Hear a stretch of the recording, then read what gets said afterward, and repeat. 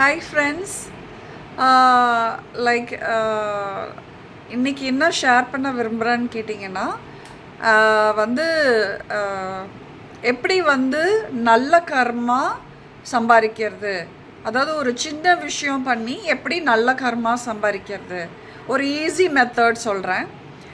வீட்டில் வந்துட்டு தெரியாமல் வந்துட்டு உள்ளே வந்துடுற எந்த ஒரு பிராணி, சின்னதாக இருக்கலாம், ட்ராகன் ஃப்ளை இருக்கலாம், அதாவது பறந்து வந்து உள்ளே வந்துடுச்சு, அது எப்படி வெளியில் போகிறதுன்னு தெரியல, பட்டாம்பூச்சி, அப்புறம் எறும்பு கூட, இல்லை எங்கேயாவது மேயறது ஏதாவது வந்துட்டு அதுங்களுக்கு தெரியாது நம்ம இடத்துக்கு வந்துட்டோன்னு சொல்லிட்டு.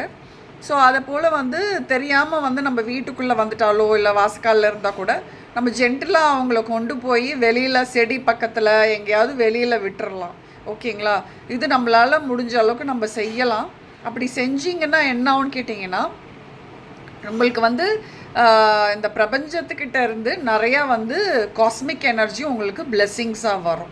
இது இல்லை, இந்த பிராணிகளுக்கு உரிய தேவதைகள்லாம் இருப்பாங்க, அவங்க வந்து நம்மளை வந்து இந்த நல்ல விஷயம் அவங்கள காப்பாற்றுறதுக்காக செய்கிறதுனால நம்மளை வந்து அவங்க பிளஸ் பண்ணலாம். இது வந்து எனக்கு வந்து நல்லா தெரியும். எனக்கு இதுக்கு வந்து உண்மையில் ஒரு எக்ஸ்பீரியன்ஸ் இருக்குது. என்னன்னு கேட்டிங்கன்னா, ஒரு நாள் என்ன பண்ணேன், நான் வந்து மந்திரம் வாசிக்கிறதுக்காக என்னோடய சாமி இது ஃபோட்டோக்கு முன்னாடி உட்காந்தேன். அப்போ வந்து பார்த்திங்கன்னா, அந்த சாமி படத்துக்கு பக்கத்தில் வந்து ஒரு குட்டி வண்டு வந்து பூச்சி இருந்துச்சு. நான் எப்பயுமே என்ன பண்ணுவேன்னு கேட்டிங்கன்னா, அப்போல்லாம் ரொம்ப ஸ்ட்ரிக்டாக இருப்பேன். எந்த பூச்சி நசுக்க மாட்டேன், எந்த எறும்பையும் நசுக்க மாட்டேன், எல்லாத்தையும் கொண்டு போய் வெளியில் தான் விடுவேன். அப்படி தான் இருப்பேன் நான்.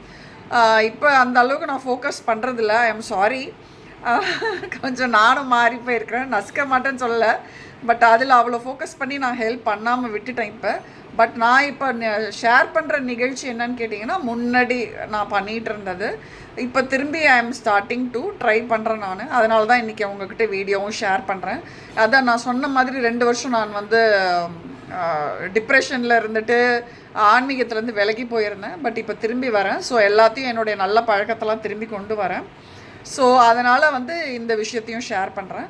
ஸோ அப்போ என்னாச்சுன்னு கேட்டிங்கன்னா, அந்த வண்டை கொண்டு போயிட்டு நான் வந்து வெளியில் போயிட்டு தூக்கி செடி பக்கத்தில் போட்டுட்டேன். ஓகேங்களா? போட்டேன் ஜென்டிலாக. போட்டுட்டு வந்து உட்கார்ந்த உடனே நான் மந்திரம் கூட வாசிக்க ஆரம்பிக்கலை. ஆனால் வந்து பிரபஞ்சத்துக்கிட்டேருந்து அப்படியே வந்து ஷவர் மாதிரி வந்து எனர்ஜி கொட்டுது. எனக்கு தான் எனர்ஜி வந்து தெரியும்னு உங்ககிட்ட சொல்லியிருக்கேன் நான். ஸோ அப்போ பார்த்தீங்கன்னா நிறையா மழை மாதிரி எனர்ஜி கொட்டுச்சு. நான் மந்திரமே வாசிக்கலை, நான் எதுவுமே பண்ணலை. அந்த பூச்சி கொண்டு போய் அப்படி வெளியில் வண்டை போய் போட்டுட்டு வந்து உட்கார்ந்தது தான். உட்கார்ந்த உடனே அப்படி தபன்னு கொட்டுச்சு.